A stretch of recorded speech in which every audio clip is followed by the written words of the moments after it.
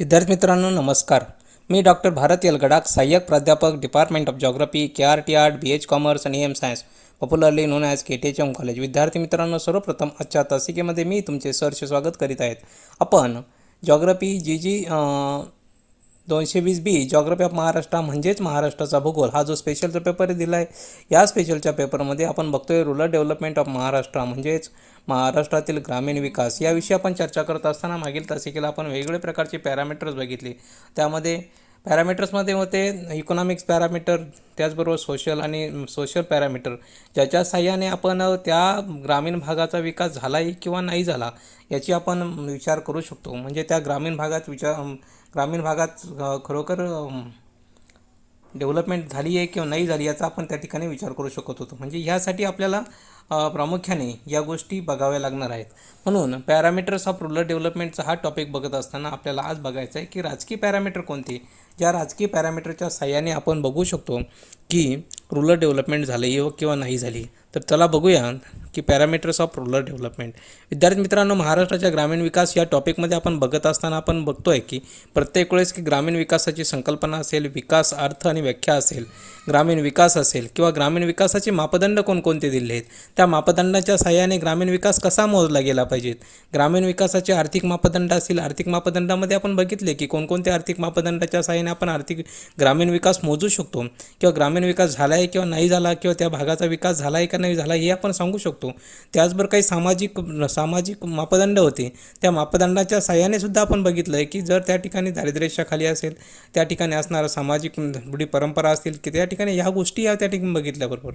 आणि त्याचबरोबर आता आपल्याला बघायचं आहे की ग्रामीण विकासाच्या योजना कोणकोणत्या दिल्या आहेत. त्यामध्ये केंद्र सरकारच्या योजना असतील, राज्य सरकारच्या योजना असतील, या प्रत्येक योजनेच्या साहाय्याने आपण ग्रामीण भागाचा विकास कशा प्रकारे झाला आहे हे आपण सांगू शकतो.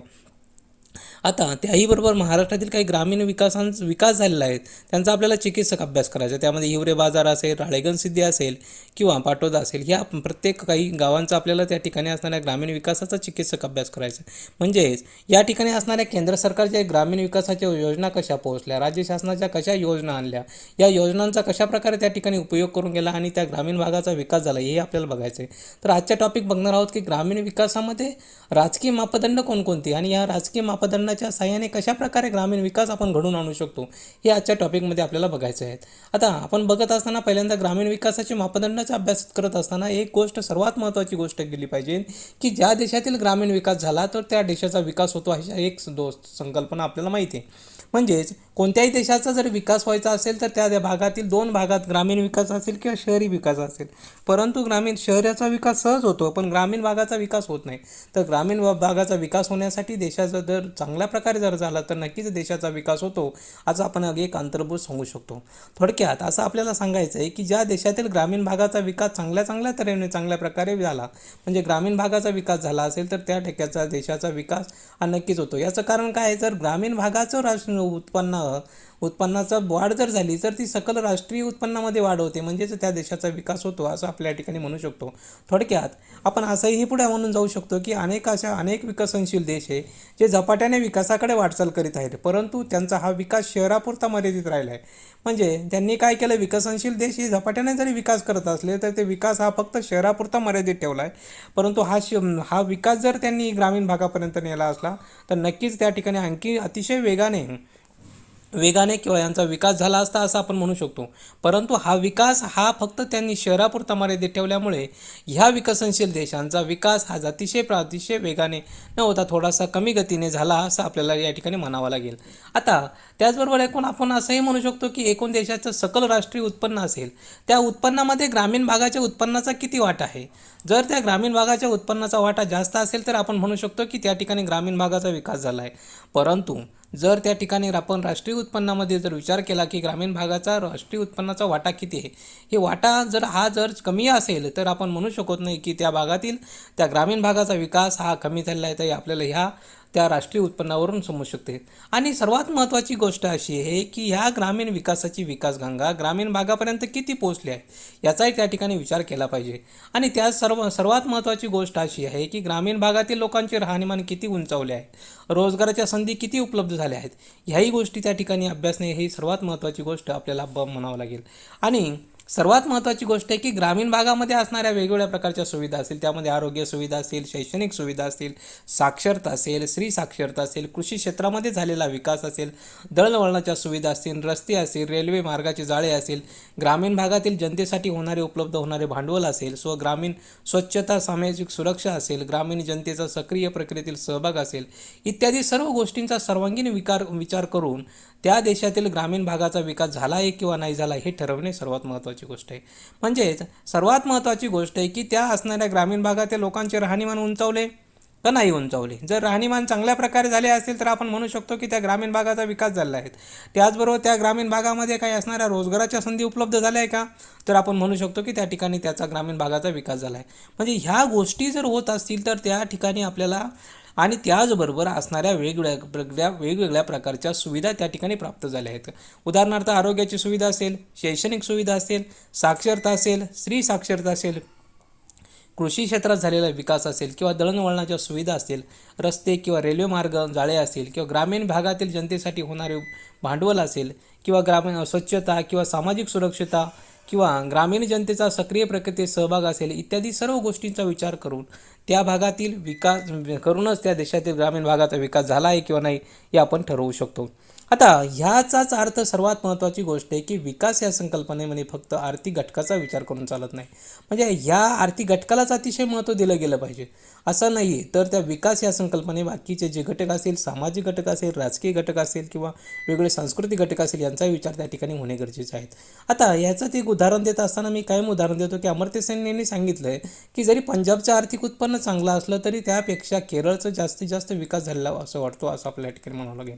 म्हणून कोणत्याही ग्रामीण भागाचा विकास झाला आहे किंवा नाही झाला हे ठरवण्यासाठी सामान्यतपणे पुढील आर्थिक, सामाजिक, राजकीय मापदंड किंवा निर्देशक वापरले जातात. म्हणजेच कोणत्या भागाचा विकास झाला किंवा नाही झाला हे ठरवण्यासाठी प्रामुख्याने आर्थिक, सामाजिक, राजकीय मापदंड व निर्देशक वापरले जातात. हे कसे वापरले जातात हे आपण पुढं बघणार आहोत. आता ग्रामीण विकासाचे राजकीय मापदंड कोणकोणते, या मापदंडाच्या साहाय्याने आपण कशा प्रकारे एखाद्या ग्रामीण भागाचा विकास झाला आहे किंवा नाही झाला हे ठरवू शकतो. म्हणजे जर त्या ग्रामीण भागाचा विकास जर ठरवायचा असेल, या राजकीय मापदंडाच्या साहाय्याने आपण त्या ठिकाणी त्या ग्रामीण भागाचा विकास कशा प्रकारे झाला आहे हे आपण सांगू शकतो की कमी प्रमाणात झाला आहे की मध्यम स्वरूपाच्या प्रमाणात झाला आहे की अति जास्त प्रमाणात जर विकास झाला आहे हे आपण त्या ठिकाणी मांडवू शकतो. थोडक्यात ग्रामीण विकासाचे मापन करण्यासाठी काही राजकीय मापदंडही महत्त्वाचे असतात. त्यामध्ये सर्वात महत्त्वाची गोष्ट आहे की राजकीय इच्छाशक्ती ही ग्रामीण विकासासाठी सर्वात महत्त्वाची असते. जर राजकीय इच्छाशक्ती ग्रामीण विकासासाठी महत्त्वाची नसेल तर ते काही उपयोग नाही. म्हणून राजकीय इच्छाशक्ती असेल तरच त्या ठिकाणी ग्रामीण विकास होऊ शकतो असं आपल्या ठिकाणी म्हणावं लागेल. त्यासाठी स्थानिक स्वराज्य संस्था असेल, त्याचबरोबर राजकीय प्रक्रियेमध्ये संधी आणि समानता असेल, त्याचबरोबर राजकीय योजनांची प्रभावी अंमलबजावणी, ह्या सर्वात महत्त्वाच्या 3 गोष्टी आहे. त्या 3 गोष्टींच्या आधारे जर आपण विचार केला तर त्या गोष्टींच्या आधारे आपण सांगू शकतो की त्या ग्रामीण विकास झाला आहे किंवा नाही झाला हे आपण ठरवू शकतो. म्हणजे सर्वात महत्त्वाची गोष्ट काही स्थानिक स्वराज्य संस्था असेल, त्या स्थानिक स्वराज्य संस्थेमध्ये जर आपण विचार केला ती स्थानिक स्वराज्य संस्था म्हणजे काय ते आपण बघणार आहोत पुढं. म्हणजे राजकीय प्रक्रियेमध्ये संधी आणि समानता असेल किंवा राजकीय सहकारी योजनांची प्रभावी अंमलबजावणी असेल, अशा वेगवेगळ्या प्रकारच्या इच्छाशक्ती ह्या ग्रामीण विकासासाठी सर्वात महत्त्वाची गोष्ट आपल्याला म्हणावं लागेल. म्हणजे जर या ठिकाणी आपल्याला या ग्रामीण भागाचा विकास करायचा असेल तर सर्वात महत्त्वाची म्हणजे राजकारणाची किंवा राजकीय इच्छाशक्ती ही सर्वात महत्त्वाची गोष्ट मानली जाते. म्हणूनच त्या ठिकाणी ग्रामीण भागाच्या विकासामध्ये राजकीय इच्छाशक्ती अतिशय महत्त्वाची आहेत. आता सर्वात महत्त्वाचं बघ आहे स्थानिक स्वराज्य संस्था. आता स्थानिक स्वराज्य संस्थामध्ये काय येतं, जर स्थानिक स्वराज्य संस्था सक्षम असतील तर ग्रामीण भागाच्या विकासाला चालना मिळते. हे अधोरेखित केले गेले आहेत. म्हणजे ज्या भागात उदाहरणार्थ आपण बघितलं असेल राळेगण सिद्धी असेल किंवा हिवरे बाजार असेल किंवा पाटोदा असेल, या ठिकाणी असणाऱ्या स्थानिक स्वराज्य संस्था म्हणजे ग्रामपंचायत. जर त्या गावातील त्या ग्रामीण भागातील ग्रामपंचायत जर सक्षम असतील किंवा त्या ठिकाणची असणारी स्थानिक स्वराज्य संस्था जर सक्षम असतील तर त्या ग्रामीण भागाचा विकासाला चालना मिळत असते. म्हणजे नवनवीन असणाऱ्या योजना असतील, नवनवीन प्रकारच्या गोष्टी असतील तर त्या ठिकाणी त्या भागात आणल्या जातात आणि त्या भागात आणल्यामुळे त्या ग्रामीण भागाचा विकास विकासाला चालना मिळते. म्हणजेच सर्वात महत्त्वाची गोष्ट आहे की जर ह्या गोष्टी एकमेकावरती अवलंबून आहे, म्हणजे विकास आणि स्थानिक स्वराज्य संस्था सक्षमीकरण हे सर्वात महत्त्वाची गोष्ट आहे. जर स्थानिक स्वराज्य संस्थांचं सक्षमीकरण चांगल्या प्रकारे झालं असेल तर ग्रामीण भागाच्या विकासाला नक्कीच चालना मिळू शकते. म्हणजे ग्रामीण भागाचा विकास जर करायचा असेल तर सर्वात महत्त्वाची गोष्ट आहे की स्थानिक स्वराज्य संस्था या सक्षमीकरण झाल्या पाहिजे. म्हणजे स्थानिक स्वराज्याचं जर सक्षमीकरण झालं तर ग्रामीण भागाचा विकास चांगल्या प्रकारे होऊ शकतो. म्हणजेच स्थानिक स्वराज्य संस्था सक्षमीकरण करणे म्हणजे काय की भांडवल किंवा ज्या असणाऱ्या योजना असेल या स्थानिक स्वराज्य संस्थेपर्यंत पोहोचल्या गेल्या पाहिजेत आणि त्या ग्रामीण भागाच्या विकासापर्यंत नक्कीच पोहोचू शकते असं आपल्या या ठिकाणी आपण म्हणू शकतो. थोडक्यात त्यामध्ये कोणकोणत्या येतं स्थानिक स्वराज्य संस्थांमध्ये? पहिल्यांदा येतं ग्रामपंचायत, त्यानंतर पंचायत समित्या, जिल्हा परिषद. आता सर्वात महत्त्वाची गोष्ट आहे की ग्रामपंचायत असेल, पंचायत समिती असेल, जिल्हा परिषद असेल यांना जितके अधिकार देऊन निधी उपलब्ध झाल्यास स्थानिक ग्रामीण भागाच्या विकासाला चालना मिळू शकते. म्हणजे ग्रामपंचायतला असणारा निधी असेल, पंचायत समितीचा निधी असेल किंवा जिल्हा परिषद यांचा निधी असेल, असा वेगळ्या प्रकारचा निधी जर उपलब्ध झाला आणि तो स्थानिक ग्रामीण भागाच्या विकासाला त्याची चालना मिळून गेली तर नक्कीच त्याचा फायदा होऊ शकतो असं आपल्या या ठिकाणी म्हणता येईल. म्हणजे थोडक्यात ग्रामपंचायत असेल, पंचायत समिती असेल किंवा जिल्हा परिषद असेल यांना जर आपण हा निधी उपलब्ध करून दिलास तर स्थानिक बाजारपेठ, स्थानिक असणाऱ्या ग्रामीण भागाला विकास चालना मिळेल आणि नक्कीच त्या भागाचा विकास होऊ शकतो असं आपण या ठिकाणी म्हणू शकतो. थोडक्यात स्थानिक स्वराज्य संस्था किती सक्षम आहे, त्यांचा कारभार किती पारदर्शी चालतो ह्यावरून त्या ग्रामीण भागाच्या विकासाची दिशा ठरत असते. सर्वात महत्त्वाची गोष्ट ही आहे की स्थानिक स्वराज्य संस्था ह्या सक्षमच असल्या पाहिजे आणि सक्षम असतील आणि त्यांचा सर्वात महत्त्वाची गोष्ट आहे की त्यांचा कारभार हा पारदर्शी चालला गेला पाहिजे. जर त्यांचा सक्षम असतील आणि त्यांचा कारभार जर पारदर्शी चालत असेल तर नक्कीच त्या गावचा विकास हा चांगल्या प्रकारे होऊ शकतो आणि त्या ग्रामीण भागाच्या विकासाची दिशाही ठरू शकते असं आपल्या या ठिकाणी म्हणू शकतो. थोडक्यात अशा प्रकारे आपण स्थानिक स्वराज्य संस्थेचा विकास होत असेल तर स्थानिक स्वराज्य किती महत्त्वाचं आहे, स्थानिक स्वराज्य संस्था किती महत्त्वाच्या आहेत असं आपल्या या ठिकाणी म्हणू शकतो. थोडक्यात आता पुढचा पॉईंट दिला आहे पण राजकीय प्रक्रियेमध्ये संधी आणि समानता. राजकीय प्रक्रियेमध्ये संधी आणि समानता म्हणत असताना आपल्याला समाजामधील अल्पसंख्याक असतील, दुर्बल घटक असतील, स्त्रिया असतील यांना राजकीय निर्णय प्रक्रियेमध्ये सामील करून घेतले जात असेल तर त्या भागाचा निश्चित घटक होतो. म्हणजे सर्वात महत्त्वाची गोष्ट आहे की ग्रामीण भागामध्ये असेल किंवा ग्रामपंचायतमध्ये असेल किंवा स्थानिक स्वराज्य संस्थेमध्ये असेल या सर्व घटकांना प्राधान्य दिलं गेलं पाहिजे. म्हणजे समाजातील अल्पसंख्याक असेल, दुर्बल घटक असेल, स्त्रिया असेल किंवा राजकीय निर्णय या स्त्रिया असेल या सर्वांना सामील केल्यानंतर नक्कीच त्यांचे असणारे वेगवेगळ्या प्रकारचे प्रश्न आणि त्याच्यावर नक्की विचार होऊ शकतो आणि या सर्वांचा विचार करून नक्कीच त्यांचा विकास होऊ शकतो असं आपल्या ठिकाणी म्हणू शकतो. थोडक्यात या दुर्लक्षित घटकांना राजकीय निर्णय प्रक्रियेत किती सामील करून घेतले हे देखील महत्त्वाचे असते. म्हणजे जर आपण चांगल्या प्रकारे त्या लोकांना सामील करून घेतलं, या दुर्बल घटकांना सामावून करून घेतलं, नक्कीच त्या ठिकाणी ग्रामीण विकास होऊ शकतो. आणि अमर्त्य सेनने असे म्हटलं आहे की ज्या दुर्बल घटकांना जर सामावून घेतलं आणि ज्यांचा विकास केला तरच तो ग्रामीण विकास असं म्हटलं गेलं पाहिजे. म्हणजेच आपण असंही म्हटलं गेलं पाहिजे की समाजामध्ये अल्पसंख्याक असेल, दुर्बल घटक असेल, स्त्रिया असतील या सर्वांचा नक्कीच विचार जर केला आणि या सर्वांचे असणारे प्रश्न जर मार्गी लागले, या प्रश्न सोडवले गेले तर ती असणारे ह्या दुर्लक्षित घटकांचा आणि नक्कीच त्याचा परिणाम होऊन त्या ठिकाणी ग्रामीण विकास हा चांगल्या प्रकारे होऊ शकतो असं आपण म्हणू शकतो. आता उदाहरणार्थ केंद्र सरकारने महिलांना स्थानिक स्वराज्य संस्थांमध्ये 1/3 आरक्षण दिले असले तरी महाराष्ट्र शासनाने हे आरक्षण 50% वाढवले. म्हणजे हे अशा प्रकारच्या गोष्टी जर झाल्या त्या ठिकाणी तर राजकीय प्रक्रियेमध्ये संधी मिळाली त्यांना किंवा समानता मिळाली तर नक्कीच त्या ठिकाणी त्या गावाचा विकास होऊ शकतो. आता महाराष्ट्रातील ग्रामीण भागामध्ये 34 जिल्हा परिषदामधून 1009 जागा महिलांसाठी आहे. पंचायत समितीमधून 351 असून त्यापैकी स्त्रियांपैकी 2000 जागा राखीव आहे. तर 27,832 ग्रामपंचायतीमधून 1,28,570 जागा महिला सदस्यांसाठी राखीव आहेत. म्हणजे अशा प्रकारे राजकीय प्रक्रियेमध्ये मोठ्या प्रमाणावर महाराष्ट्रातील महिलांना संधी दिली गेली आहेत असं आपण या ठिकाणी स्थानिक स्वराज्य संस्थेमधून म्हणू शकतो. म्हणजे अशा अनेक स्थानिक स्वराज्य संस्थांचा कारभार स्त्रिया पाहत असून तो सक्षम प्रकारे आणि चांगल्या प्रकारे चालवत आहेत असं आपल्याला म्हणता येईल.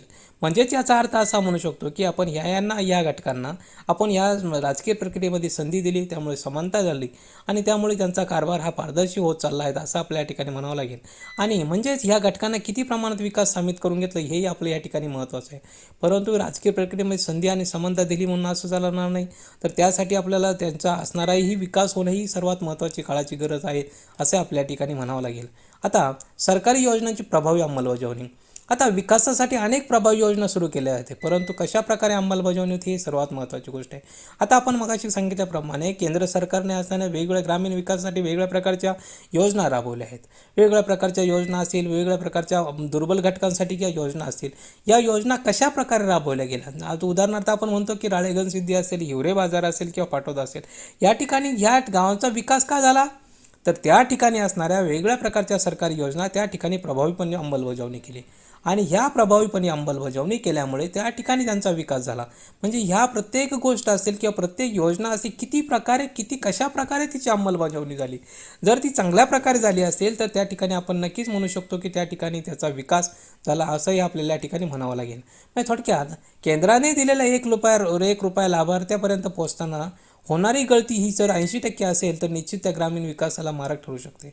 म्हणजे केंद्राने जर ₹1 दिला तर लाभार्थीपासून म्हणजे ग्रामीण विकासाच्या भागापर्यंत जर तो 80%च असेल तर नक्कीच त्या भागामध्येच मारक ठरू शकतो असं आपल्याला ठिकाणी म्हणतो. म्हणजे केंद्राने ₹1 दिला तर ग्रामीण भागातील ₹1 पोहोचला असेल तर आपण त्या ठिकाणी म्हणू शकतो की केंद्राच्या सरकारी योजना त्या प्रत्येक माणसापर्यंत किंवा प्रत्येक असणाऱ्या ग्रामीण भागाच्यापर्यंत पोहोचल्या गेल्या आहेत. म्हणजे या ठिकाणी कुठल्याही प्रकारचा त्याला लूक होल नको आहेत आणि जर असतील तर त्या ठिकाणी तेच ग्रामीण विकासाला मारक ठरतात असं आपल्याला या ठिकाणी म्हणावं लागेल. थोडक्यात ह्या योजना चांगल्या प्रकारे जर प्रभावी ठरल्या तर नक्कीच त्या ठिकाणी त्या भागाचा विकास हा ग्रामीण विकास हा चांगल्या प्रकारे होऊ शकतो असं आपल्या या ठिकाणी म्हणू शकतो. अशा प्रकारे सरकारी संस्था असेल, बचत गटांचे जाळे असेल, सामाजिक संस्था असेल म्हणजे NGO असतील, यांचा सहभाग किती प्रमाणात आहे. म्हणजे सरकारी संस्था असेल किंवा बचत गटांचे जाळे असेल, सामाजिक संस्था असेल, या यांचाही सहभाग सर्वात महत्त्वाची गोष्ट आहे. जर या असणाऱ्या संस्था असेल, या बचत गट असेल किंवा सामाजिक संस्था असेल, यांचा पण जास्तीत जास्त मोठ्या प्रमाणावर ग्रामीण भागामध्ये किंवा ग्रामीण भागाच्या विकासामध्ये जर त्यांचा जास्तीत जास्त मोठ्या प्रमाणावर सहभाग असेल तर नक्कीच त्या गावचा विकास किंवा त्या ग्रामीण भागाचा विकास हा चांगल्या प्रकारे होतो असं आपल्याला म्हणता येईल. म्हणजे वेगवेगळ्या प्रकारचे बचत गट त्या गावामध्ये निर्माण झाले, वेगवेगळ्या प्रकारच्या सहकारी संस्था असल्या पाहिजे, त्याचबरोबर वेगवेगळ्या प्रकारच्या सामाजिक संस्था त्या ठिकाणी असतील आणि या सामाजिक संस्था वेगवेगळ्या प्रकारचे उपक्रम राबवत असतात. बचत गट असेल तर बचत गटांचे वेगवेगळ्या प्रकारचे उद्योग त्या ठिकाणी छोटे छोटे उद्योग त्या बचत गटामार्फत चालले असतात आणि सहकारी संस्था असेल तर सहकारी संस्थांमार्फत वेगवेगळ्या प्रकारच्या लोकांना असणारा सहकारी पतपुरवठा किंवा भांडवल पुरवठाही त्या सहकारी संस्थांमार्फत केला जातो. म्हणजे अशा प्रकारच्या जर संस्था असतील म्हणजे या प्रकारच्या योजना त्या ठिकाणी राबवल्या असतील, या प्रकारच्या योजना राबवण्यासाठी बचत गट असेल, सामाजिक संस्था असेल किंवा सहकारी संस्था त्यांना मदत करत असतात आणि ह्या मदत जर चांगल्या प्रकारे होत असेल तर आपण त्याचा नक्कीच फायदा त्या ग्रामीण भागाला होतो आणि ग्रामीण भागाला जर हा फायदा झाला तर नक्कीच त्या ग्रामीण विकास होतो असं आपल्या ठिकाणी म्हणता येईल. थोडक्यात ह्याही ग्रामीण भागाचे विकासाचे मापदंड आहेत असं आपल्याला या ठिकाणी म्हणावं लागेल. अशा प्रकारे विद्यार्थी मित्रांनो आज आपण ग्रामीण विकासामध्ये राजकीय मापदंड कशी महत्त्वाचे आहेत किंवा राजकीय मापदंड कशाप्रकारे स्थानिक स्वराज्य संस्था असेल किंवा त्या निवडणूक प्रक्रियेमध्ये असेल किंवा समानता संधी असेल किंवा वेगवेगळ्या प्रकारच्या गोष्टी असेल, ह्या सर्व गोष्टींचा आपण या ठिकाणी विचार केला आहे आणि किंवा वेगवेगळ्या प्रकारच्या योजना असेल यांची अंमलबजावणी कशा प्रकारे केली आहे, स्थानिक स्वराज्य संस्थामार्फत असेल, ह्या गोष्टीने आपण बघितल्या आहेत. अशा प्रकारे विद्यार्थी मित्रांनो आज आपण अशा प्रकारे राजकीय मापदंडाच्या आधारे ग्रामीण विकास कशा प्रकारे होऊ शकतो हे आपण आजच्या प्रकारे बघितलं. विद्यार्थी मित्रांनो आजच्या तासिकेविषयी कोणाच्या मनात काही शंका प्रश्न निर्माण झाले असेल या ठिकाणी माझा मेल ID दिला, यावरती आपण मेल करू शकता. विद्यार्थी मित्रांनो अशा प्रकारे पुढील तासिकेला नवीन टॉपिक घेऊन पुन्हा भेटूया. तोपर्यंत धन्यवाद. Thank you very much.